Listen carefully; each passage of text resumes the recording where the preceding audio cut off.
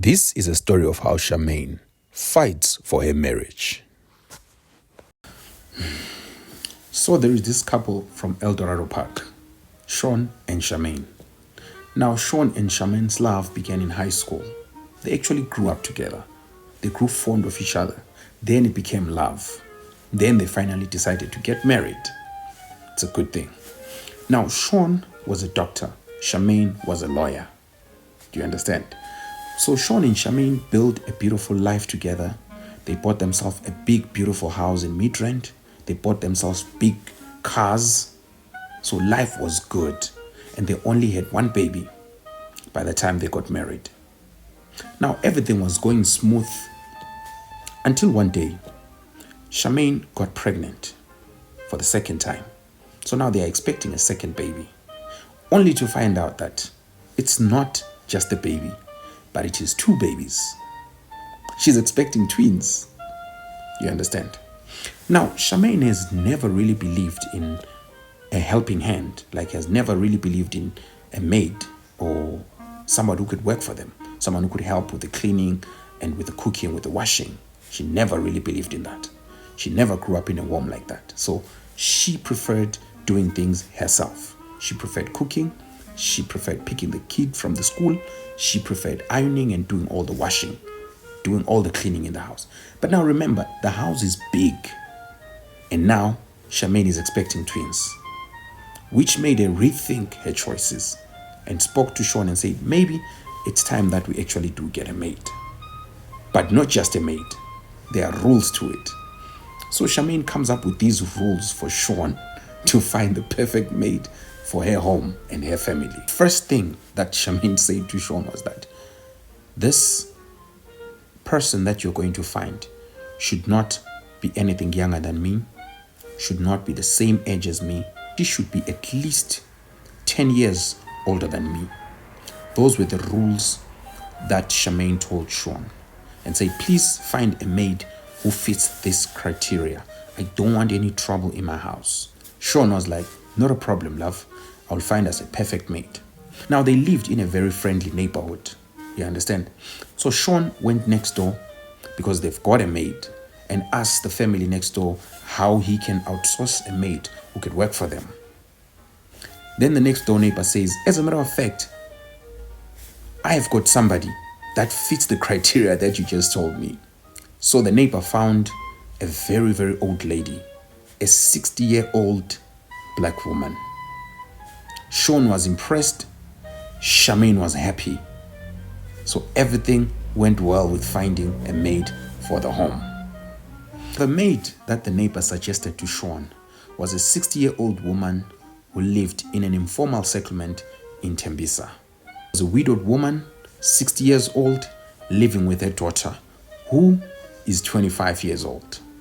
Now, Sean is in his 40s. Shamaine is in her mid-30s. And Margaret, that's the maid, is a 60-year-old woman from an informal settlement in Tembisa. She has a daughter who is 25. We understand. So Margaret, the helper, comes and sees the house and sees everything. She's introduced to everything. Now she starts working there. Everything goes smooth. Margaret is a hard worker. She cleans, she washes spotlessly, she irons, she packs nicely. The only thing that Shamaine didn't allow Margaret to do was to cook. Shamaine believed that it's a wife's duty to cook for the husband. She doesn't want another woman cooking for her man, which continued like that. Now time went by. Shamaine gave birth to the twins, two lovely babies. Margaret took care of the kids. Margaret took care of the family, and she was a good maid. Shamaine fell in love with Margaret in a professional manner because she realized that Margaret works very hard. She's very kind, she's very thoughtful, and she does exactly what she's supposed to do. Plus, it's an old woman, which was requested by Shamaine. What else is there not to love about this old woman? Sean and Shamaine trusted Margaret. They would go out for movies. Sometimes they would go out for a weekend, leave Margaret and the kids. You understand that Margaret was that kind of a woman. It felt like Margaret was now their mother because she possessed every good thing that a mother possesses. So bamthemba kakhulu uMargaret, and she was doing a great and excellent job. But now a problem arose within Margaret. She realizes that Sean and Shamaine are living a beautiful life. And when she thinks about her own life, she realizes that there is no way that she's able to give her daughter this kind of life. So she comes up with a plan that she's going to speak to Shamaine and tell her that she's old and she can't do this anymore. Now, when Sean and Shamaine come back from a holiday, Margaret sits them down and starts talking to them and saying, you know what? I am an old woman now. This house is big. And I feel like I need to find you a younger person who's going to be able to take care of this house the way I have taken care of it. You understand? So I want the best for you and the kids. Allow me to find someone that I trust that can come here and do everything that I used to do. Now, Margaret really tries to convince Sean and Shamaine that they needed someone younger than her.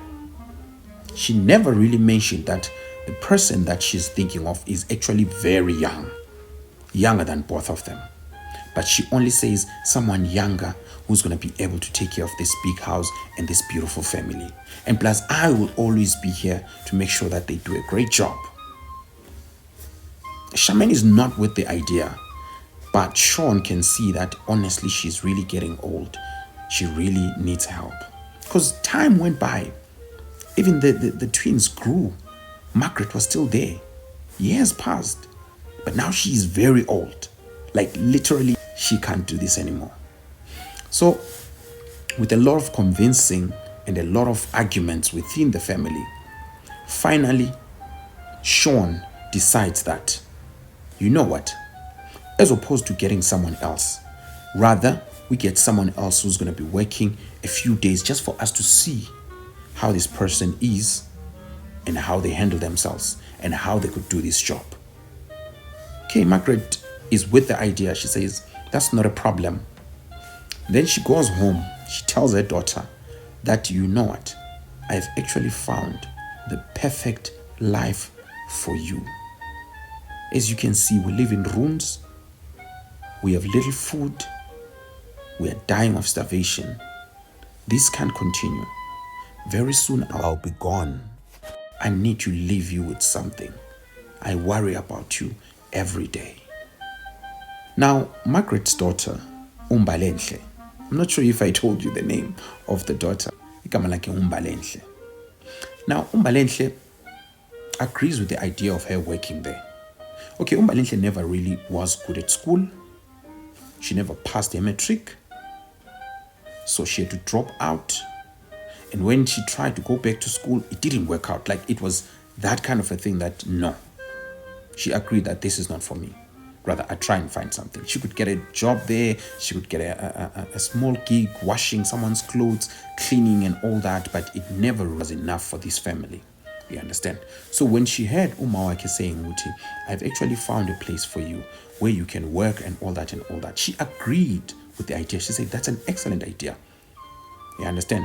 But now her mother continued to say, but I don't want you to only go there and work. Balenhle is confused. Mama, what are you saying to me? Mama says, Balenhle, that family there could be your family. I want you to be part of that family. Balenhle, obviously, Mama, like when you are like their mother, like bakutreat kanjalo, Mama. Like, what are you talking about? Because you are part of that family. That means I'm part of that family. They'll always look out for me. Mama says, no, Mdanam, that's not what I'm talking about. I want you to get married to Sean.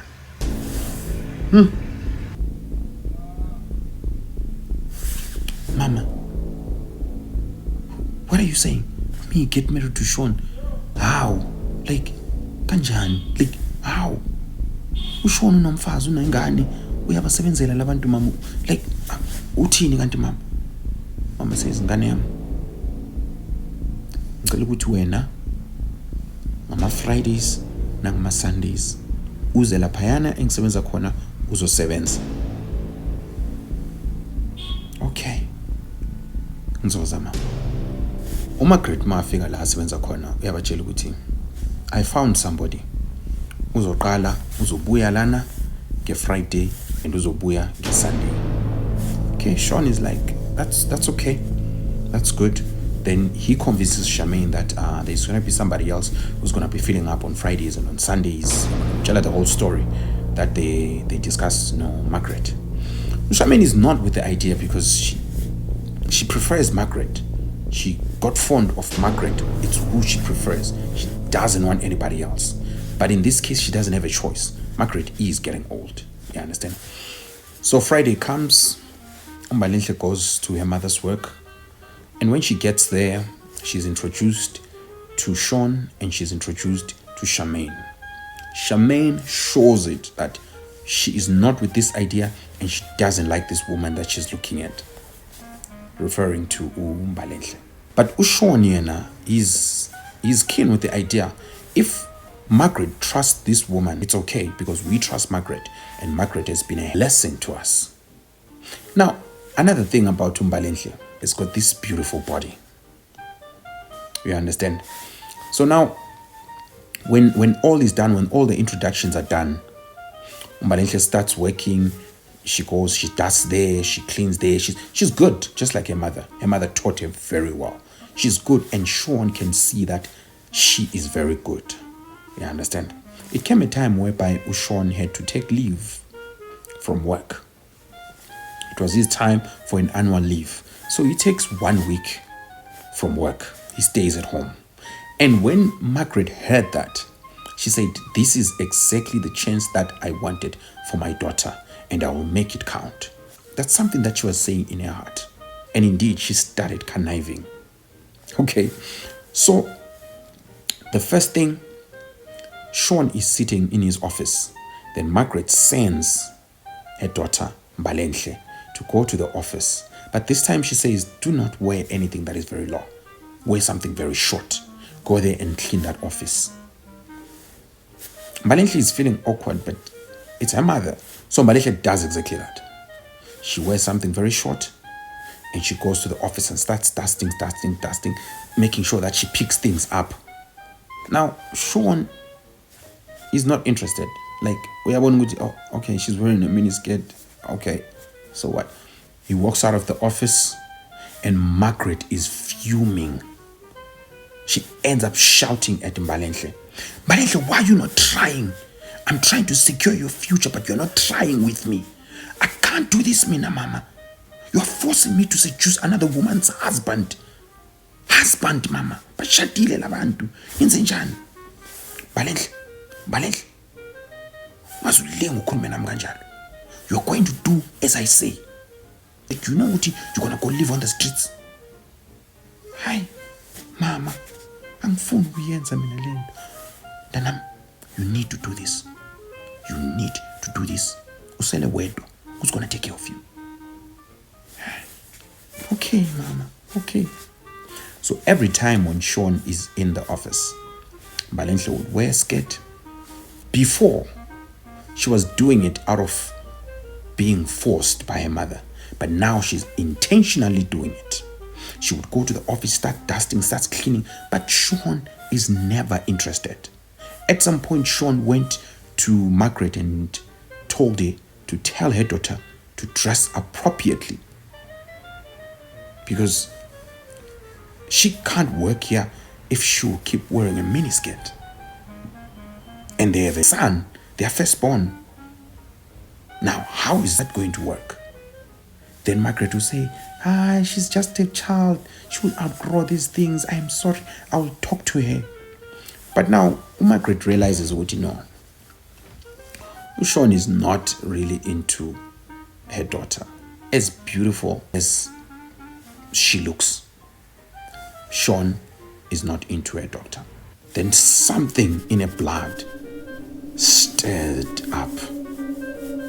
And she's like, I would never lose. My daughter will not feed off the scraps but she will eat from the fattest. That night, when Margaret got home, she went under her bed, took out a small box, opened it. There were small bottles of liquid, red, green, blue, yellow. She takes the red one, opens it up, a little smoke comes out of it. Then she starts whispering in a language that Mbalenhle has never heard. After that, she closes it and says, "Not scraps, but the fattest for my daughter." She gave that bottle to Mbalenhle and said, "Tomorrow, when you're making tea for Sean, I want you to put half of this in his cup." Mama, yini kodwa lento yenzayo? Mama says, "Danam, it's best that you don't know what's going on.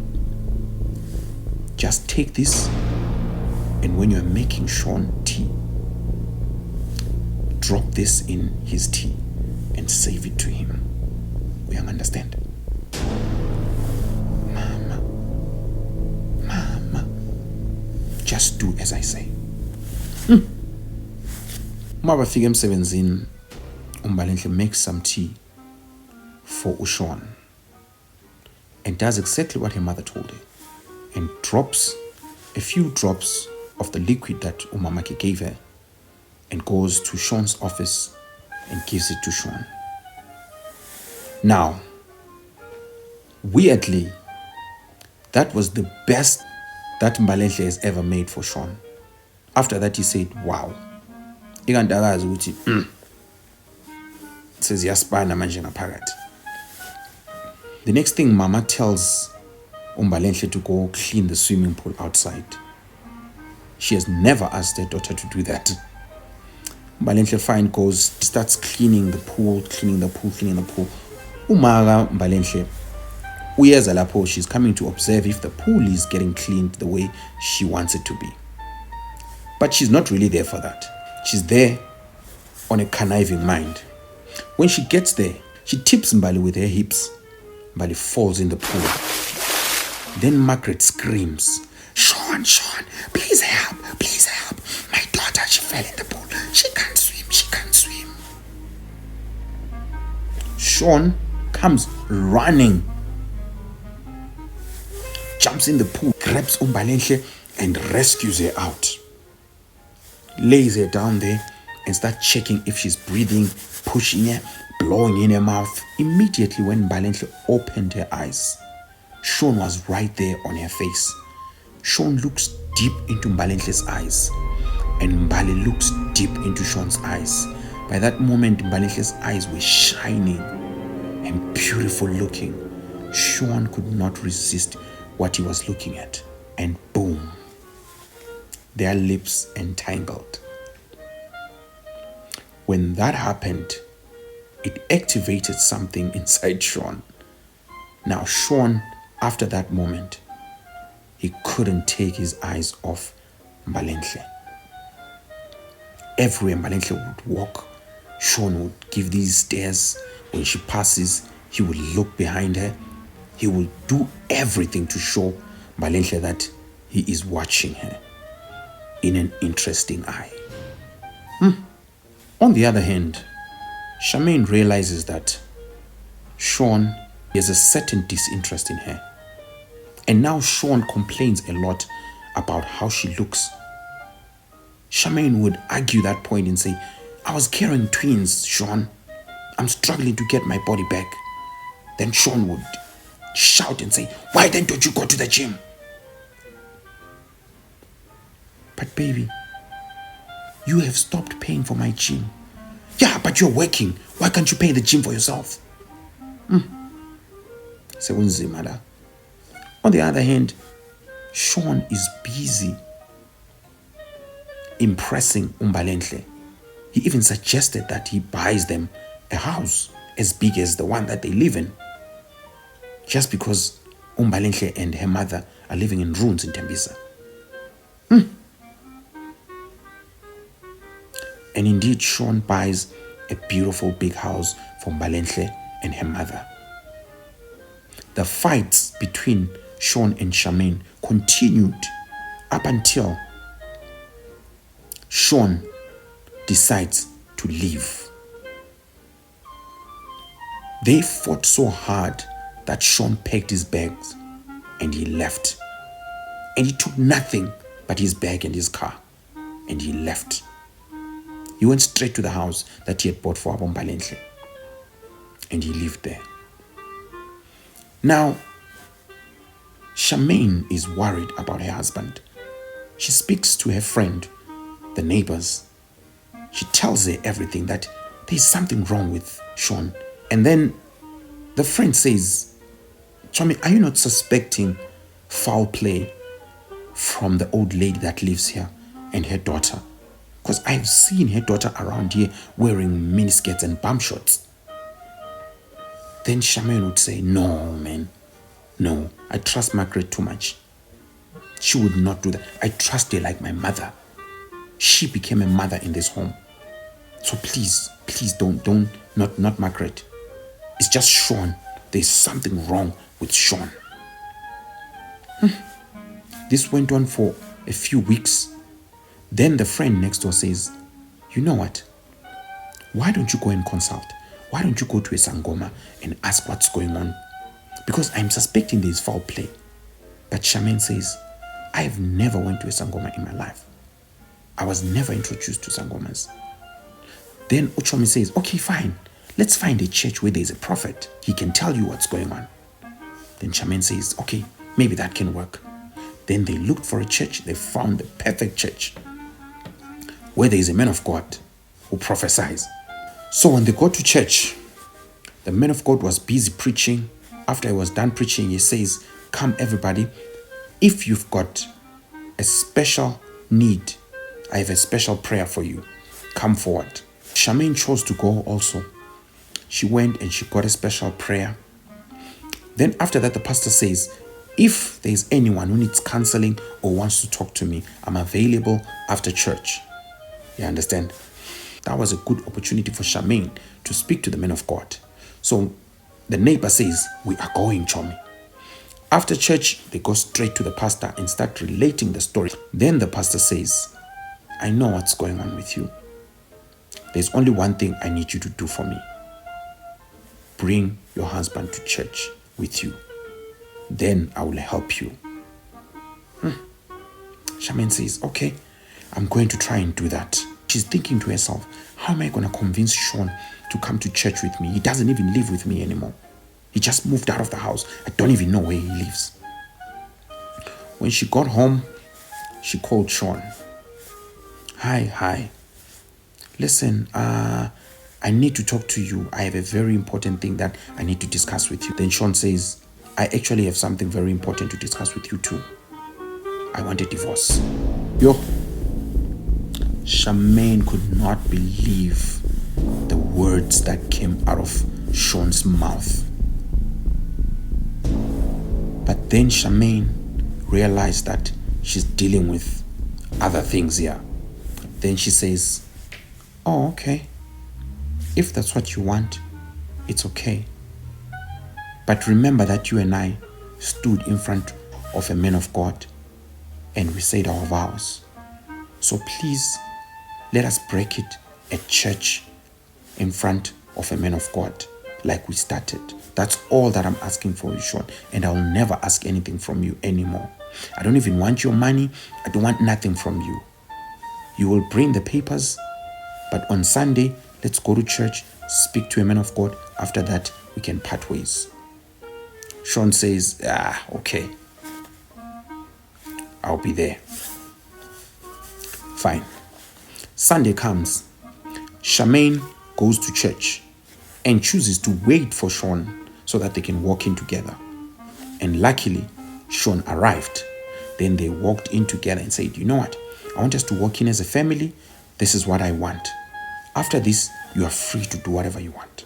Sean says, it's not going to kill me. Let's just do it because I want to get this over with. Fine. Little does she know that there's some spells that are at work here. Yeah, understand? Sean walks in, Shamaine walks in, the kids walk in, then they go, they sit, they listen to the service. After that, Shamaine says, okay, let's go talk to the pastor. Then we're just going to tell him what is going on in our life. Then we have decided to separate. Then they went to the pastor. When they got there, the first thing that the pastor said to Shamaine was that, it's good to see you again, and I'm glad you managed to bring your husband here.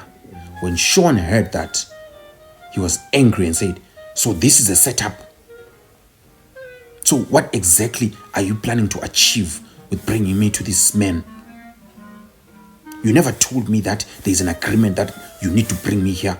Why didn't you tell me that? You only said you wanted us to separate in a manner that we did our wedding. As he was busy shouting at Shamaine, the man of God started praying.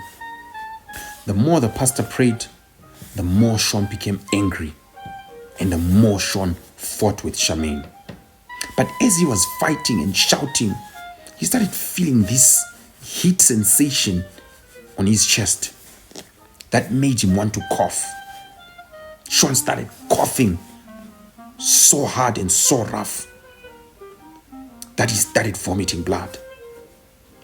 Only to realize that whatever he's vomiting is not blood. It's just a red substance that looks like blood. Then he vomited and vomited and vomited. Then the pastor instructed Shamaine and said, go get him a glass of water. Shamaine quickly grabbed a glass of water and gave it to Sean and says, drink. Sean drank that water. Then the next thing, it felt as though there was something that was removed from Sean's eyes. Then he says, how? Kanti, what are we doing here? When did we get here? The pastor looked at Shamaine and said, your husband is home. It was fine. Shamaine told Sean that you left home.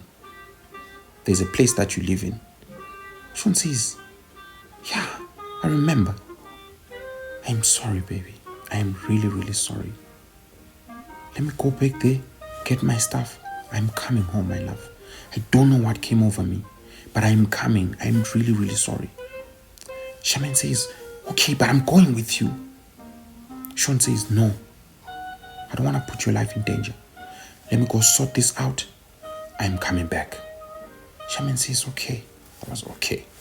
Shamaine took the kids, took the car, went home. Sean took his car, went back to Mbalenhle. When he got there, the biggest mistake that Sean ever did was to agree to go alone. When he got there, when he entered, he wanted to fight Mbalenhle.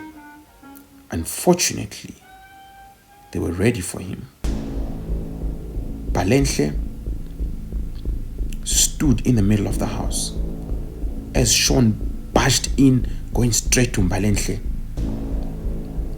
Mbalenhle's mother, Margaret, closed the door, locked it, opened another bottle of the substance. Smoke came out. She started whispering in an unknown tongue. Sean fell down. On the other hand, the pastor calls Shamaine and tells her, please do not allow your husband to leave your sight. When Shamaine heard the pastor say that, she quickly ran to her phone, checked where her husband's car's GPS is, took her car and drove straight to where her husband is. She recognized her husband's car. She quickly went there and barged in the house, started screaming her husband's name. Sean, Sean, Sean, where are you, Sean? She can hear that there are giggles somewhere upstairs. She quickly runs there. When she opens the door, she finds Mbalenhle and her husband laying in bed, undressed.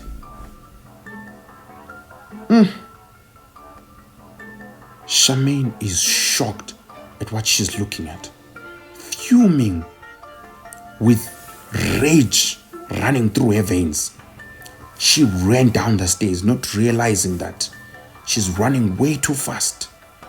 She tripped, she fell, rolled down the stairs up until she hit the floor.